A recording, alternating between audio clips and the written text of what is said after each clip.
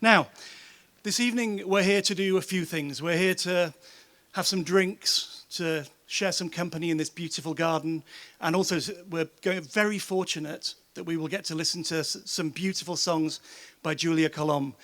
But we're also here for a purpose, which is for the launch of Regenera Deià. When Joe first talked to me about his vision for this project, very much inspired and as a reaction to everyone's visceral feelings about the LA wildfires and wildfires around the world, he told me the vision for it, and I asked three basic questions. Number one, why has no one done this before? It's really, really obvious. Number two, what's the catch? Why is it not possible? Because nothing's easy in life. And the third question was, how can I help? And the answer is really to just introduce Joe, because Joe has lived here for much of his life, in fact, almost all of his life, since he was 5 years old. He came here as a 5-year-old, and he worked the land where his father, a trained tree surgeon in the UK, who is here this evening, managed and looked after the land at Son Ripoll. So Joe has that extraordinary connection between the different groups of people who live in Deià. There's the people like myself who love it here and come as often as possible for a brief period of time. There's those people who've lived here for generations, worked the land, run the place, know everything about it. And then there's those who have made it their home over the past 10, 20, 30 more years. So Joe has the ability to know all of those people. He also has a skill for seeing that when there is an existential crisis, which I think we all agree there is. It's not a fun thing to talk about, but it's the world we live in. At the same time, there is a solution that Joe has identified talking to many people here. And then there's the energy and the brilliance of a human being who has got the passion to try and push this forward. Because Joe not only knows the importance of livestock in regeneration, he can also talk the hind legs off part of it. And that's a fabulous thing. His energy, his passion, his loquaciousness, which, as you know, means using big words in posh places. His ability to tell a story and engage everybody is why we're here this evening. So it gives me huge, huge pleasure to welcome Joe to the stage. Before he comes out, I should just say, in the words of Dusty Springfield, and this is going to be the worst joke you've heard all evening, but there's a chance it will lower the temperature, which would be nice. The only one who could ever teach us was the son of a tree surgeon. So please welcome. That was pretty terrible, actually. Please welcome Joe Holles.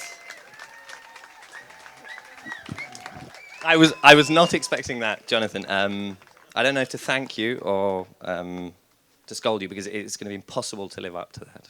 Still, thank you all for coming, really.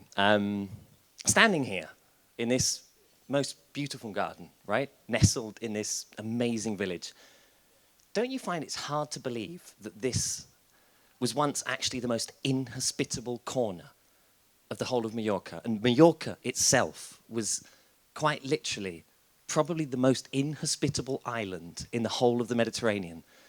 Now, to understand the importance of the project we're presenting today, would you allow me to give you just 3,000 years of history in 3 minutes? I promise you it's going to be worth it, okay? Because really, this story is absolutely extraordinary. Picture this. Ancient Greek sailors approaching this island for the first time, expecting to find the olive groves they knew from the rest of the world, Mediterranean. Instead, they discovered something that shocked them. Islands they thought must be cursed, where nothing was growing on these. You had these gnarled, twisted trees that produced nothing but tiny, bitter berries. They thought, how is this possible? These look like olive trees, but where are the olives? Obviously, they were olives, but they were Mallorcan olives, Mallorcan wild olives. Probably, literally, this is true, the smallest and most stubborn olives in the world, literally. Mallorca was actually the last island of its size to be inhabited in the Mediterranean because it was so difficult to tame, literally thousands of years after other islands of a similar size. Here's where the story becomes absolutely magnificent. Generation upon generation of determined islanders took it on themselves to graft, to select, to train those stubborn, twisted trees into productive trees. They worked those trees until the branches literally overflowed with productive olives, the olives we know today.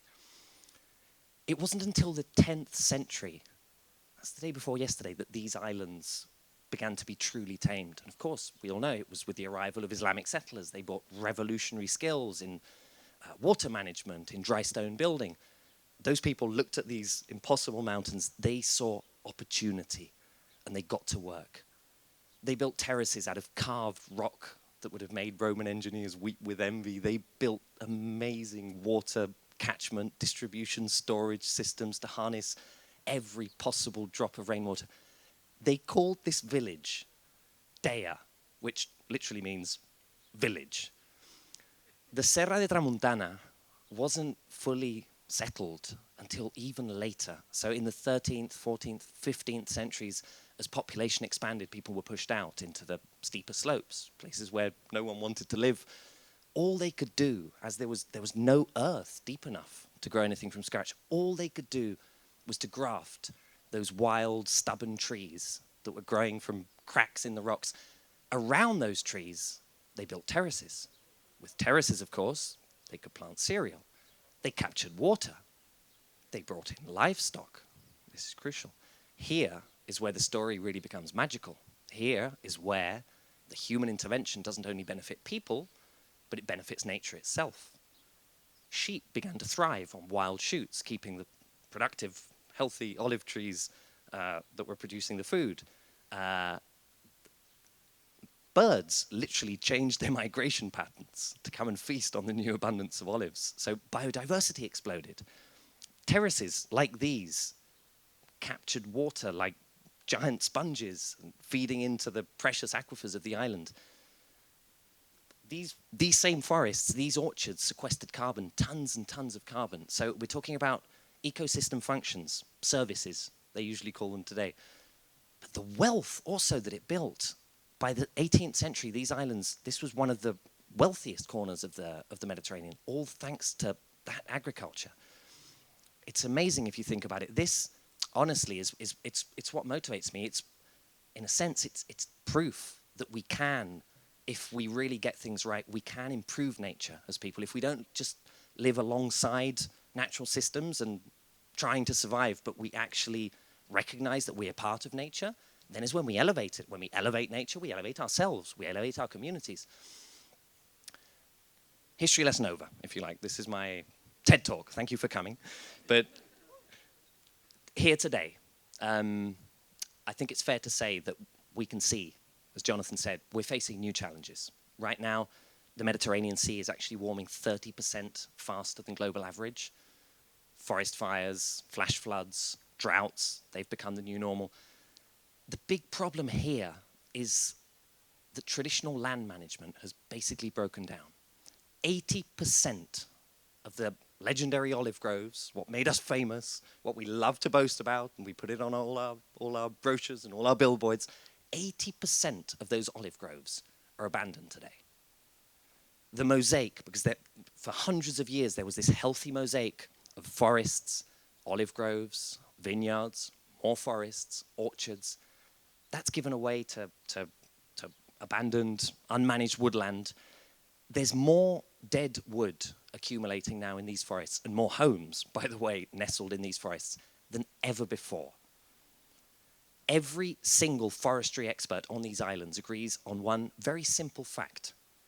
That is that if we don't restore traditional land use patterns, it's not a matter of if these mountains face catastrophic fire.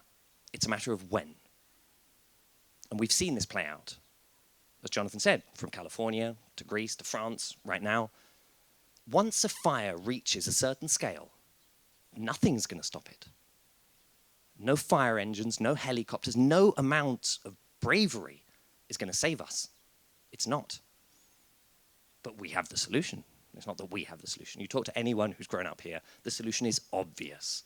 Our ancestors solved this problem a long time ago. Just 100 years ago, a large-scale forest fire was practically impossible in these mountains. because there was a healthy patchwork of farms and forests. It's that simple. So the opportunity before us today is to restore that patchwork, to restore our relationship with the land. It's to come together, to heal a community and its relationship with the land, to regenerate the land. Simple, by consuming the things that it has to offer. So the wood from these forests, the olives, the wine from these terraces. That's what it's about. As Jonathan said, I spent my summers from the age of maybe 16 to 21 clearing invasive pines in an olive grove very close to here. Most of those pines today have grown back. And if they haven't, it's because the loving, dedicated owners of that olive grove have had to send more people in to clear the same trees again and again. Why? Very simple. Because there's no long-term sustainable business plan right now for these mountains. That's the problem. That's what it boils down to. And this is why I'm so passionate about what we're presenting today, because this is a business-grounded, long-term plan for these mountains to return them to their productive self. This is a cultural landscape. It's recognized by UNESCO for 1,000+ years of agriculture, of active forestry management. We can't abandon this. Rewilding doesn't work here. It's like rewilding your pet dog. You cannot rewild these forests. They've been managed for 1,000+ years. We need to manage these forests. That's what it's all about. So what we're going to do is, with your support and the support of our neighbors across the Tramuntana, we're going to set up teams. I was going to say tomorrow, next week. We'll rest a little bit after this party, but maybe next Wednesday, next Thursday, we will set up teams, set up structures to start planning boots on the ground this very autumn, clearing the land, reactivating the agriculture. That's what we need to do. We need to restore these forests. We need to reactivate the olive groves, the vineyards. We need to restore ancient hydrological systems. We need to build new ones. We've actually identified the specific calls for EU funding to turn that water treatment plant down there by the Gala into an opportunity for this village, pumping water up to the town to plant orchards all across the town.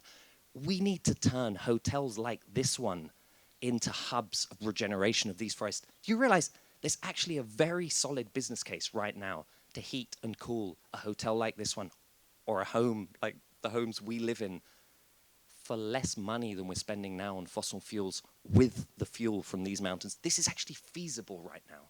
We've got to the point where this is possible. We need to set up those teams.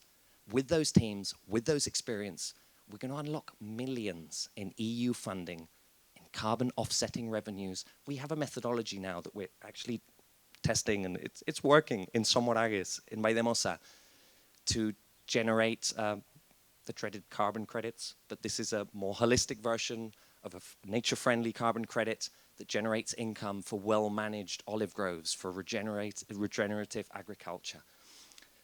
With this experience, with these teams, we're going to unlock the funds. We're going to generate meaningful, well-paid work for a community, not just sustaining themselves in a town, but actively regenerating it. And honestly, all these ideas, this isn't just me, this is a big team. This is based on literally decades of experience and hundreds of years of history. We've pressure tested all these ideas with the community, with people like Angel, who's somewhere here, who's definitely the most passionate young environmentalist in town. He was born and bred here among these olive trees. Or Tara, who's also here somewhere, in 5 years with her podcast, Deià Unpacked, has talked to more people, I'm sure, in Deià about their hopes and dreams than anyone else. We're working with Miguel Wall, who was going to be here tonight, but he couldn't make it in the end. He's probably getting up at 6 o'clock in the morning. He's the chairman of the Soyer Co-op, which is Spain's oldest agricultural co-op, and also the most important agricultural organization in Mallorca. So we have an amazing network. We're partnered with everyone, from the government, the town hall, local pillars of the community like the Robert Graves Foundation. William is here somewhere. The leading NGOs on the island, whether it's Save the Med, Mallorca Preservation Foundation, Aboca Verds is the local association that we're supporting in this. honestly, this is a dream team coming together at just the right moment. This is our moment. I'm convinced this is our moment. It's a very rare convergence of urgent need and extraordinary capability. We have an opportunity before us that will not come again. It's not just theory, it's not someday, it's here and now in Deià. We have the people, we have the knowledge, and we have the will to act, I think. So we need to get to it. Thank you very much.